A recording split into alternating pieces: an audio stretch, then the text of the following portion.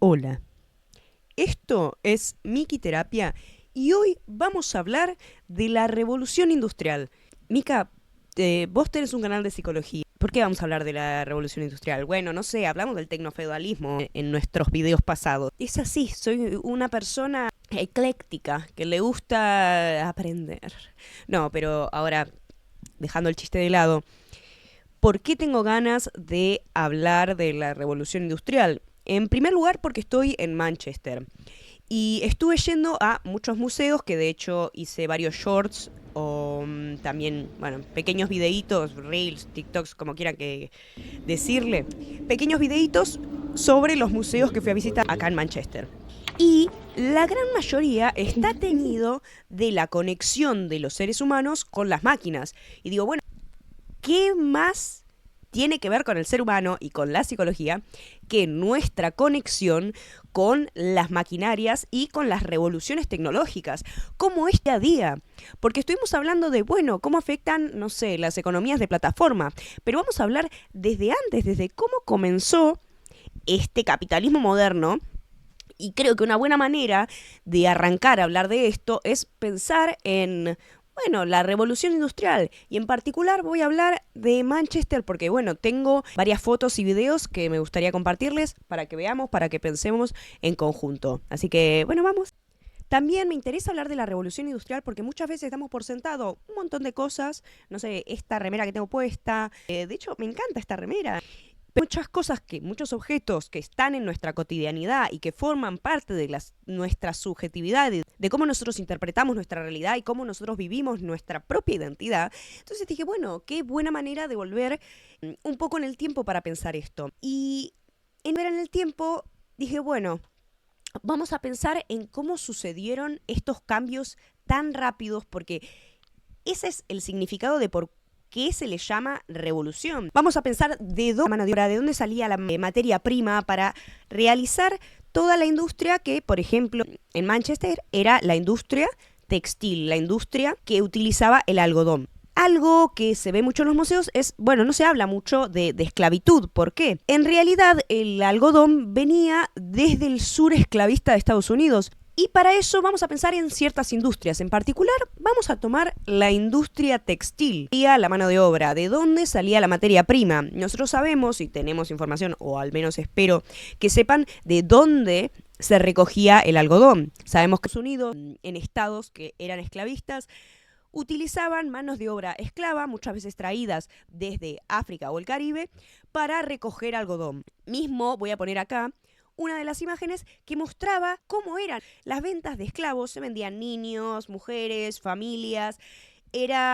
Te aparecían las descripciones de los seres humanos. Era bastante gráfico, pero gracias a esta esclavitud también se podía recoger un montón de algodón, porque no había descansos, porque no importaba si las personas se insolaban, si se enfermaban, si se lastimaban las manos, porque de hecho vemos testimonios de esclavos de campos de algodón que nos cuentan cómo muchas veces les sangraban las manos y tenían que seguir recogiendo. Voy a poner acá una foto de cómo es el algodón y cómo es recoger el algodón. Ahí empezamos con esta red global de la industrialización, de alguna manera, en donde la materia prima va desde Estados Unidos, llega a Manchester, en donde hay muchísima maquinaria para trabajar esta materia prima y construirla en, bueno, una remera, un vestido.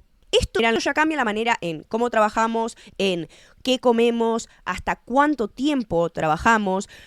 Te muestra cómo era la vida diaria de un obrero dentro de la fábrica, cómo llevaban muchas veces sus pequeñas botellitas, bueno, no eran sus pequeñas botellas de agua porque tenían tiempos, porque podían llegar a trabajar hasta 16 horas sin tomar agua, y el calor de la maquinaria en conjunto era muy agotador. Entonces necesitaban tener su propia agua y muchas veces tenían un reloj de bolsillo, porque lo que hacían, al menos esto es lo que nos cuenta el museo, es que muchas veces los empleadores, los dueños de las fábricas, tenían un reloj muy grande y modificaban ese reloj para que estén trabajando menos tiempo. Entonces, cuando el obrero tenía su reloj de bolsillo, podía comprobar si realmente estaba trabajando las horas que decía el reloj del empleador. Y Manchester aparece esto como una cotonópolis, como si fuese la ciudad de algodón, mismo la introduce así, Manchester como la ciudad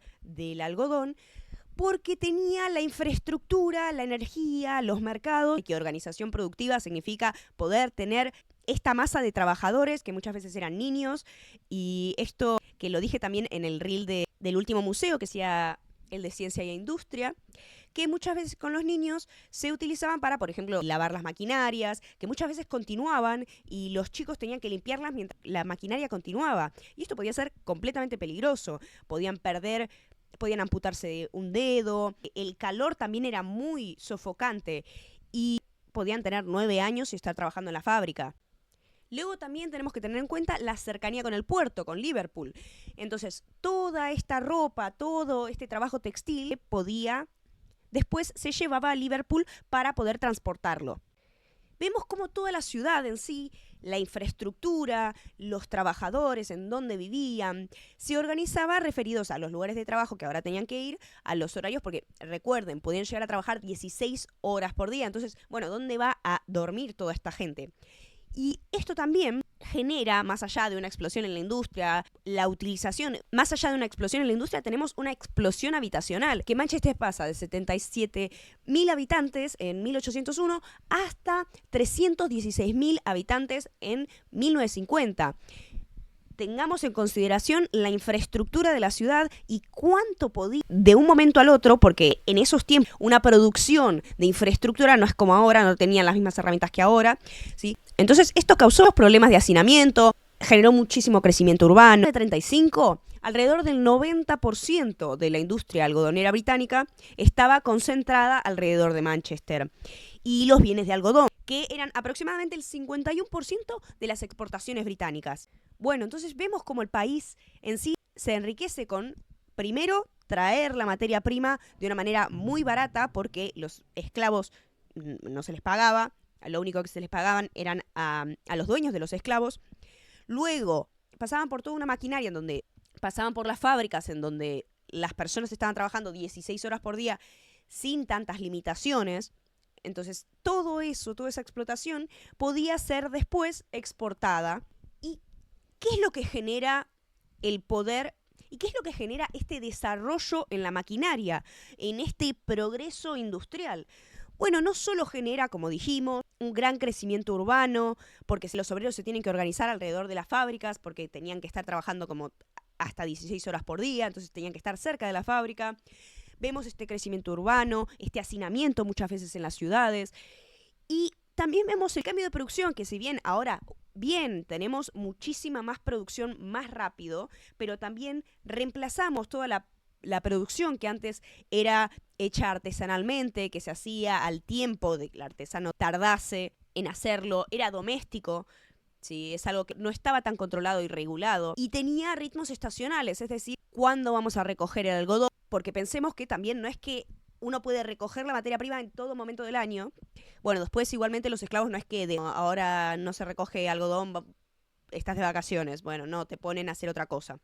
Pero bueno, en el trabajo artesanal, cuando la organización no estaba dirigida por la fábrica, se tenía más en cuenta, bueno, estos periodos estacionales, las pausas reales que un ser humano puede necesitar, tiempos familiares, pero con la introducción de la fábrica, entonces vemos que el trabajo pasa a ser completamente cronometrado y, como dijimos, tiene un reloj. Y esto también, estos instrumentos, estas maquinarias de medir el tiempo, ¿por qué son importantes? Porque el tiempo se mide por el valor que estamos produciendo en ese momento. Es decir, bien, tengo a este niño trabajando por 3 horas. ¿Cuánta plata me va a dar este niño trabajando 3 horas? ¿No? Porque yo le estoy pagando. Bueno, tengo que sacar esa parte. Por eso es importante que el trabajo se vuelva cronometrado, repetitivo, sincronizado, para que nada quede al azar. Entonces, vemos cómo esta maquinaria empieza a poner su propio tiempo. Ya no estamos tan cercanos. Oh, bueno, perdón, jefe, me amputé un dedo. Bueno, jodete. Era un poco así.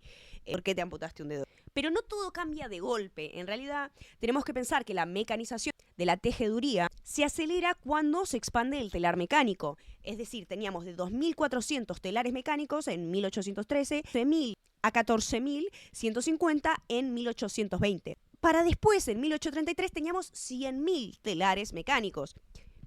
Todas estas maquinarias permitían tener una explotación muchísimo más grande. Y vemos cómo la fábrica se construye como un nuevo lugar de subjetividades. Aparece el obrero de fábrica, que esto también lo vimos en el Museo de la Gente, que es el Museo de la Democracia, y en estos nuevos sectores, que es, por ejemplo, el obrero urbano, pero en toda esta movilización, que bueno, igual ya vamos a llegar porque estamos hablando de la maquinaria en la Revolución Industrial, pero este nuevo sujeto que empieza a tener su impronta dentro de la sociedad, que es el obrero urbano, pero también estaba el obrero rural. Y pareciese que su voz estaba un poco más relegada que la del obrero urbano, porque compartían muchos más espacios que los que compartía el obrero rural. Muchas veces en los sindicatos o en las uniones sindicales se empieza a tratar de unir para dar los derechos que se estaban empezando a dar de a poco por la lucha obrera, que se estaban empezando a ganar. Empiezan a intentar también traer a todos esos obreros que trabajaban en la casa. No todo se transformó de un momento al otro en una fábrica. También había personas que seguían trabajando de manera doméstica, que trabajaban en rubros agrarios. Pero bien, dejando de lado los sectores agrarios en este caso, porque estamos hablando de la industria textil, vamos a pensar en cómo la fábrica reordena quién es el que trabaja. Entonces, vemos que en la fábrica, bueno, de alguna manera UOT permitía que ingrese diversidad, porque en el textil industrial se usaba muchísima mano de obra y no es solo los oficios tradicionales. Entonces, también dentro de la fábrica separaban las tareas y en la industria textil se necesitaba mucha mano de obra y así empezaron a incorporar, bueno, mujeres, niños y también la caída de poder de ciertos oficios. Obviamente se imaginarán. Entonces tenemos una incorporación masiva dentro de las fábricas, pero también vemos en estas formas de vida que, bueno, pensemos en que el ser humano se tiene que seguir alimentando y que si uno no presta atención a estas pausas estacionales, a el impacto que tiene este crecimiento exponencial, bueno, ¿qué vamos a hacer? Algo que pasó es que no dio abasto este crecimiento urbano a pensar en crear infraestructura sanitaria para dar espacio a todos los obreros que podían llegar a tener accidentes letales, a el agua que podía estar contaminada. En 1837 aparece un informe en la Manchester Strategical Society que planteaba que una edad promedio de muerte de la población trabajadora era de 17 años, ¿sí? Que era edad promedio al morir. Para 1847, de unas 47.000 casas, solo 11.000 tenían agua por cañería y 12.000 compartían canillas. El resto dependía todavía de pozos, ríos y los arroyos. Pero la industria del algodón no la tenemos que pensar como una industria simplemente británica, porque no fue así, fue una cuestión sistémica en el Atlántico, porque teníamos la fábrica en Manchester, teníamos la plantación esclavista, teníamos las finanzas detrás, los puertos, los seguros, los comercios. Y esto muestra una paradoja histórica, porque en Gran Bretaña que esto lo hablábamos antes, porque Gran Bretaña abolió la trata en 1807. Y la esclavitud en todo su imperio, sí, porque recordemos, es, bueno, en el territorio de la Gran Bretaña, bueno, pero también tenían un montón de colonias. Se abolió también en todo su imperio en 1833. Que podríamos decir, bueno, bastante temprano, podríamos decir, pero claro, pero seguía dependiendo del algodón producido con trabajo esclavista fuera de su imperio, en los Estados Unidos. Por lo cual era decir, no, bueno, pero nosotros no somos quienes tenemos esclavos, son los estadounidenses, que está bien, nosotros le compramos, pero no, yo no lo decidí, ellos lo decidieron, pero bueno, también me conviene a mí. Para 1860, las plantaciones en Estados Unidos, las plantaciones de algodón en Estados Unidos llegaban a proveer casi el 90% del algodón hilado y tejido en Lancashire. O sea, básicamente casi todo el algodón venía de los Estados Unidos. Y el auge del algodón está atado a la expansión de la esclavitud en el sur de Estados Unidos. Porque, por ejemplo, el algodón Sea Island, producido por personas esclavistas, crece de forma exponencial en esas décadas iniciales. Se usa para mostrar esta demanda industrial, es decir, bueno, necesitamos manos de obra. ¿Cómo hacemos? Bueno, vamos a tener esta coerción agraria también. Y esto se retroalimenta. Necesitamos seguir creciendo, necesitamos más mano de obra. ¿Cómo lo conseguimos? Bueno, vamos a buscar más esclavos, vamos a exprimir más su tiempo, sus momentos. Vamos a exprimir más, financió esta industrialización. ¿Sí? ¿Cuánto permitió esta industrialización, este crecimiento urbano nacido por esta esclavitud? Que el peso exacto del financiamiento de esclavos no puede ser medible al 100%, pero tiene que ver con la centralidad de la industria del algodón. Es decir, la ciudad creció gracias al algodón, y el algodón, ¿de dónde nació? Desde sectores esclavistas de Estados Unidos. Esto permitió también crecer muchísimo el comercio, las empresas financieras, los seguros. Entonces, lo que sí podemos decir es que el algodón esclavista fue, en parte, insumo estratégico para la industrialización británica.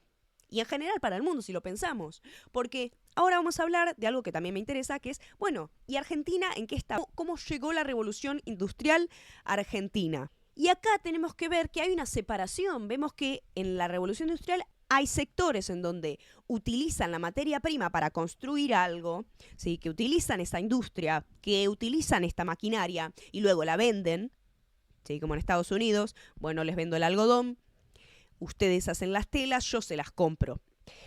Y algo parecido va a pasar con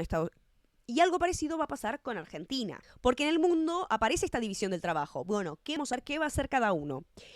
Y hay lugares en donde se producen manufacturas. Esto ya pasaba en el Imperio Británico, quiero decir, porque en las colonias españolas no se vivía de la misma manera y la conexión con las colonias era diferente. Pero en el Imperio Británico las colonias eran diferentes, porque miren a día de hoy qué diferente es Australia. Sí, bueno, Estados Unidos, vean todas las colonias británicas y cómo a día de hoy tienen una diferente connotación, porque muchas colonias aparecían solo desde el extractivismo y no había ningún asentamiento real, y otras sí había asentamiento, sí aparecían ciertas instituciones británicas en donde se les tenía más respeto de alguna manera y no era simplemente extractivista. Bueno, esta lógica de pensar en lugares en el mundo, de, bueno, qué va a ser cada lugar, para qué sirve cada cosa, también pasaba en la revolución industrial. Bueno, tenemos que recordar cómo se hacía la exportación. Bueno, tenemos que recordar entonces la importancia de los puertos. ¿Y qué puertos o qué espacios comerciales teníamos? Bueno, el Río de la Plata, y teníamos un gran abastecimiento de Gran Bretaña, quienes nos exportaban sus telas. El abaratamiento de la industria del algodón cambia la ropa cotidiana, tenemos más acceso, tenemos más posibilidad a diferentes tipos de ropa, a diferentes tipos de textura, pero eso también deja de lado muchas producciones artesanales locales. Ya en el siglo los textiles fueron por largos periodos un rubro dominante del intercambio británico con la región. Entre el Río de la Plata y el Imperio Británico tiene que ver con el algodón y las lanas, en donde había una predominancia textil que se extiende hasta aproximadamente 1870.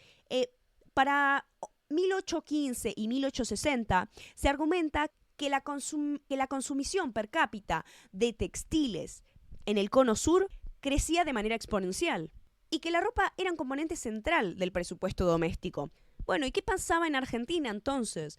Bueno, se rearmaba el espacio para poder construir un país y su industria de alguna manera, pero recordemos, nosotros tenemos una división del trabajo.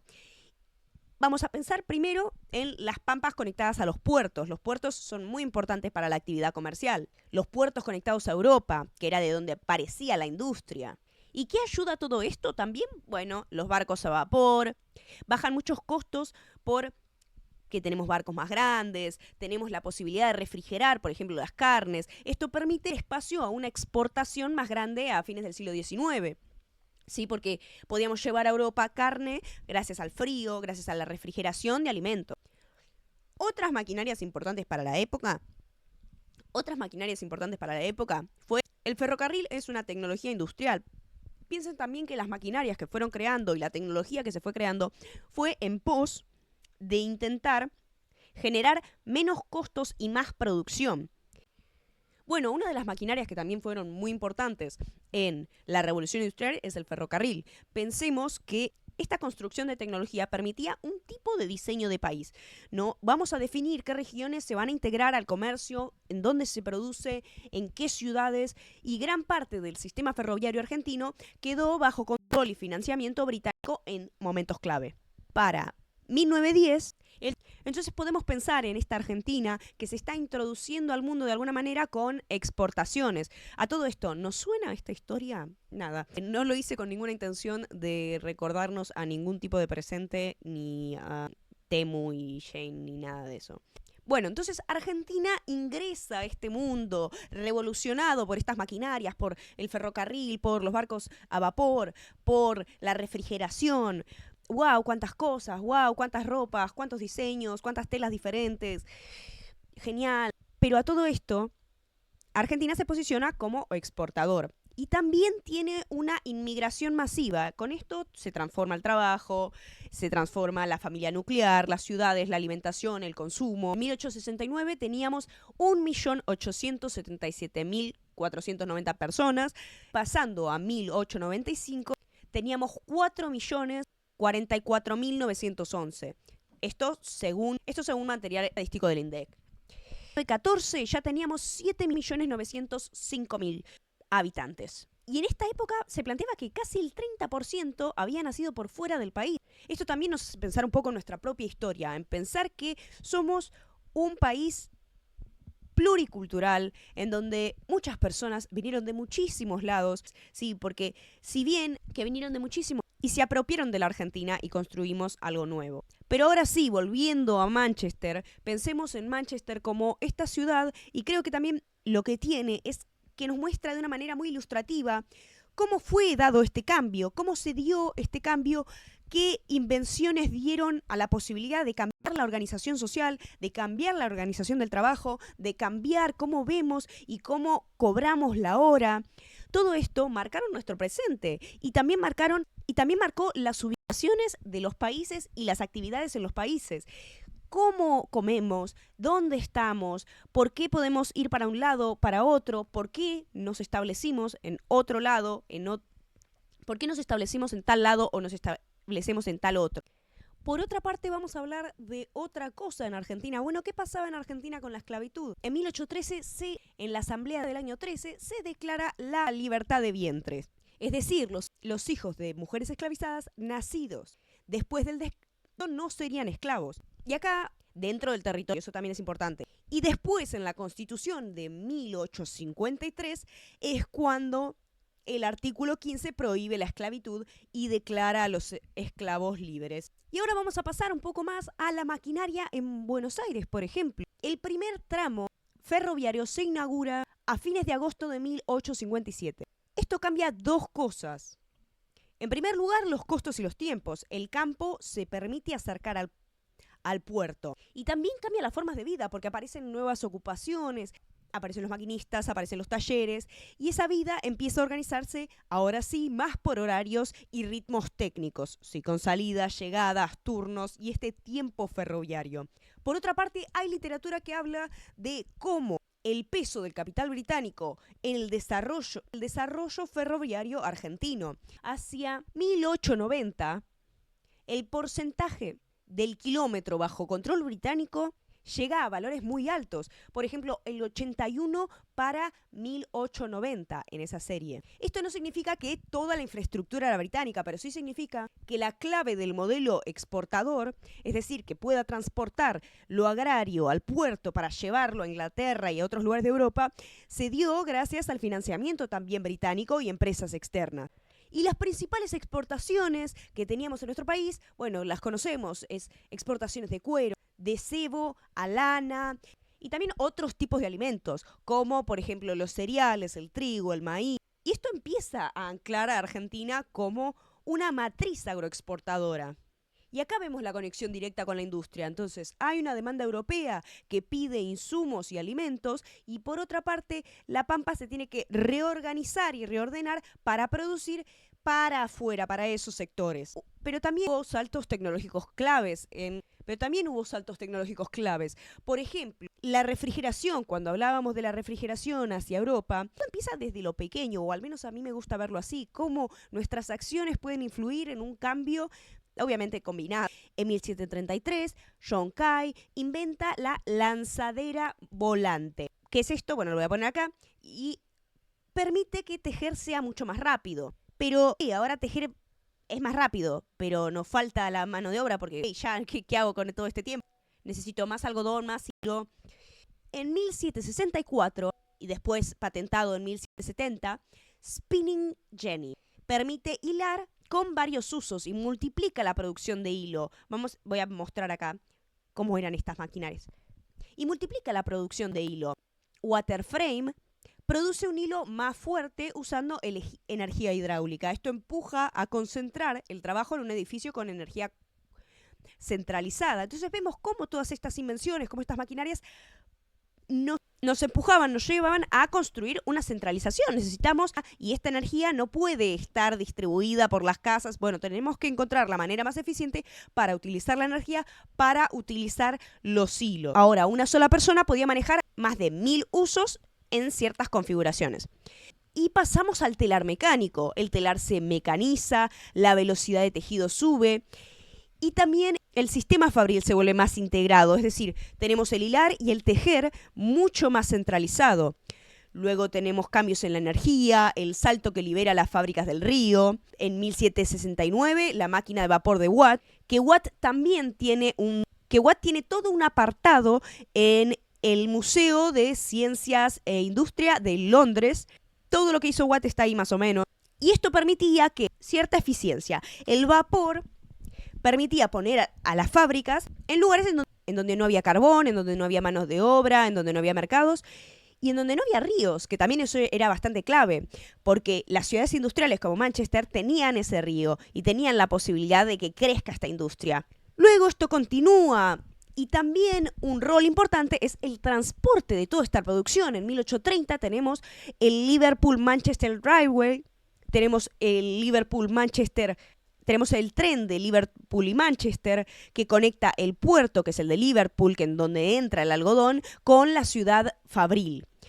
Entonces vemos la conexión de la materia prima, fábrica y exportación. Y esto fue un pequeño resumen de cómo las máquinas también están en nuestro día a día, desde la invención de un reloj de bolsillo para poder controlar los tiempos que efectivamente trabajamos, para pensar en dónde habitamos. Y en dónde me refiero, estamos en espacio geográfico, estamos cerca de un río, no, ¿por qué ciertas ciudades tienen esta cantidad de gente? Porque creo que esa es una manera de conocer las ciudades, de conocer nuestra historia y también el cambio tecnológico que estamos viviendo a día de hoy. Pensar en esos cambios tecnológicos que afectaron a la sociedad, cómo la sociedad pudo hacer frente a todos estos cambios que parecían abrumadores. Bueno, la revolución industrial nos da un poco de perspectiva, creo yo.